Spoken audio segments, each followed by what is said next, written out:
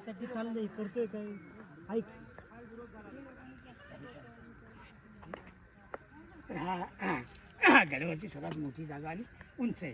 म्हणजे एकानं गदारी सुरू केली राजांच्या वेळेस कोणी धीरे धीरे निघाला. आता तर सगळेच दिवजडे आहेत. तर त्याला इथं शिक्षा घ्यायची. आपल्या बांधून पोत्यात म्हणून पोत्यात बांधून लोट म्हणजे कडे लोट. आता आपण जेलमध्ये फाशी वगैरे असं चालायचं त्यावेळेस काही असं नव्हतं. शिक्षा ज्यांनी गदारी केलं तर शिक्षा देणं जरुरी. मग एवढी भीती होती की आम्ही जर काय केलं तर आम्हाला फेकणार. त्यामुळे लोक कशी होती कमी होती आणि कमी लोक असल्यामुळं राजाने आपला हळूहळू स्वराज्य वाढवला. तसे आता लोक आहेत का त्याच्यात आमचा कट्टा डायरेक्ट भरेल लोक शिकत असतीलच आहे. त्याची उंची 1800 फूट आहे कालू इथपर्यंत. गाडीची टोटल उंची 1800 1800 काल इथपर्यंत जमिनीपासून समुद्र सापटीतून 3500 आहे.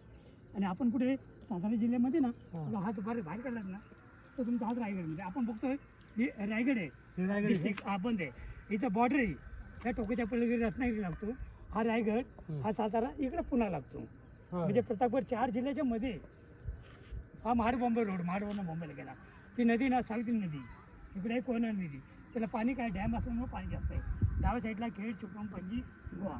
पुढे महाडवरनं पुढे गणपतीपुळे वगैरे तिथून पुढे डायरेक्ट बॉम्बे आणि पुन्हा हळूहळू